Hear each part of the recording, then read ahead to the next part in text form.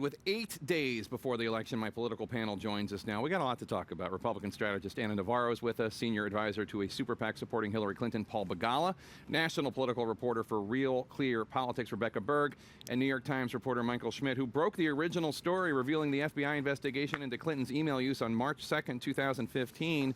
Michael, congratulations or condolences, depending on one's point of view. But let me ask you, what's the latest on the FBI investigation? Do you think we're going to hear anything more out of the Bureau before November 8th? So the latest is today they've taken the emails, they've put them into their computer system, and they're beginning the process of combing through them, taking out the duplicates, seeing which ones they've seen before. Are they personal emails? Are they work-related emails? Are there classified emails that we've seen? And then the question is how quickly can they move? Over the weekend, the FBI was saying it's going to take several weeks to do this. Yesterday, they were saying we could get it done may have to get it done by Election Day. So will we see something here? I don't know. The rules have been completely thrown out the window since July when Comey had the press conference. So applying previous behavior to this doesn't work here. And were you surprised to hear that Huma Abedin is supposedly saying that she was surprised that any of these State Department emails were on this computer belonging to Anthony Weiner? No, I'm not surprised, because I know with my own phone, I connect it up, you charge it here, charge it there,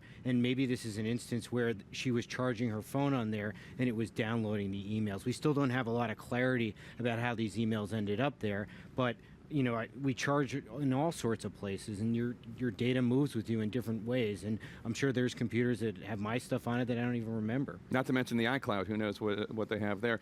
Do you think this is going to... That was just the most terrifying thing that you just described. Like, I don't know about you guys, but as he's sitting there talking about it, I'm I can't even imagine what you got in there. But I would have to move out of the country.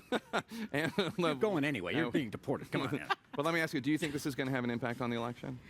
Look, it's having an impact already. It's having, in the sense that we are talking about it. We've been talking about it now for 4 days.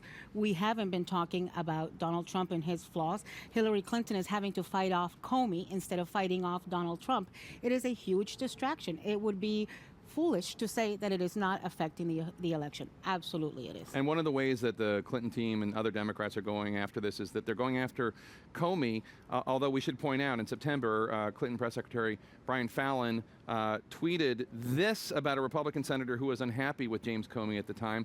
Grassley, a reference to the Iowa Republican, now resorting to trying to bully the FBI into serving his partisan interests. Shameless. That's now what people are saying about the Clinton campaign. Well, yeah, but I'm more interested not in what Trump campaign or Hillary's campaign says, but in what former Justice Department officials from the Bush administration and the Obama administration and the Clinton administration are saying.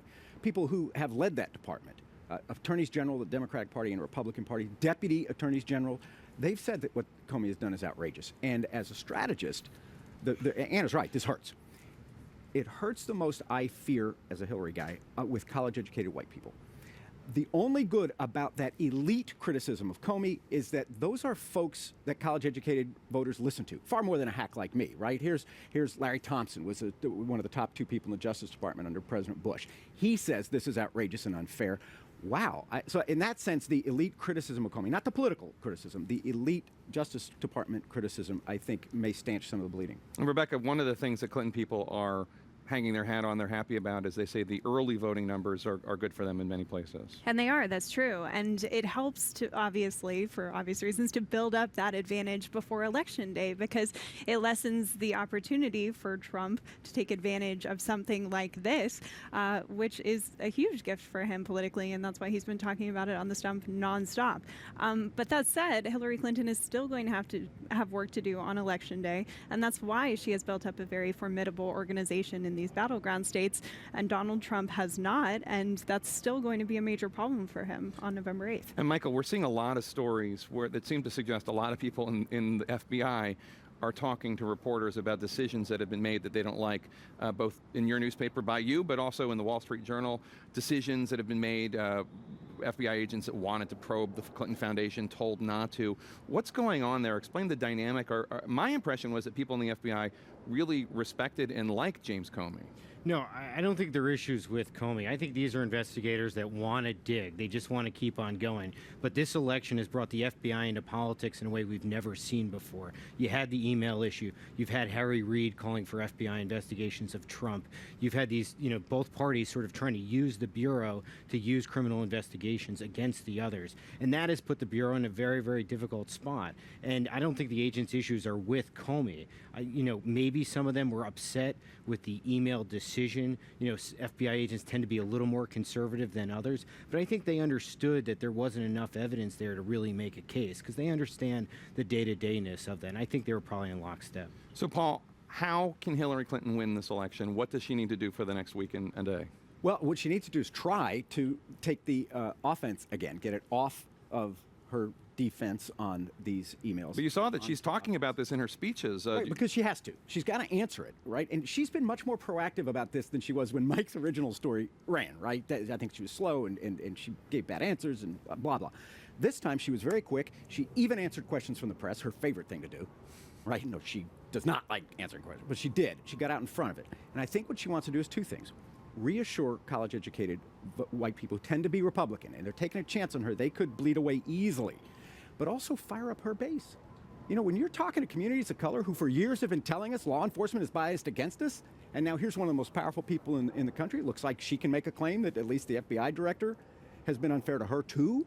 There's a way to rally your base about this, but ultimately you want to get off of that. That's why you showed Dr. Carson the ad that the super PAC I advise is running, right? Which attacks Trump it defends Hillary as being great with women and then attacks Trump not about all this stuff we're talking about now, but about the things he said about women, the things that gave Hillary the lead in the last several weeks. And if you were advising Donald Trump, which I know would never happen, but if you were, what would you tell him to do? Just talk about the email scandal from now until Election Day?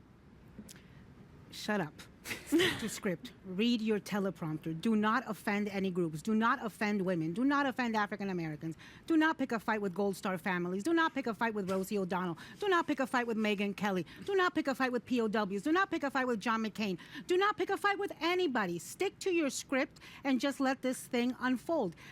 The biggest surprise would be if he's got the restraint to be able to do this. One of the things that is really helping Donald Trump right now is that we don't have any more debates. We don't have any more platforms where 80 million people can see him at a time and be reminded that he is a jerk. So Hillary Clinton, the spotlight is all on her, and it is not a good story she's telling. I don't think this changes one iota where the loyalists are. And the problem, of course, is that Donald Trump has already done all of those things that you just listed, and voters aren't going to forget that in the next week, and Democrats are certainly not going to let voters forget that in the next week. We're going to see millions of dollars of advertising to remind people of those things that Donald Trump has said.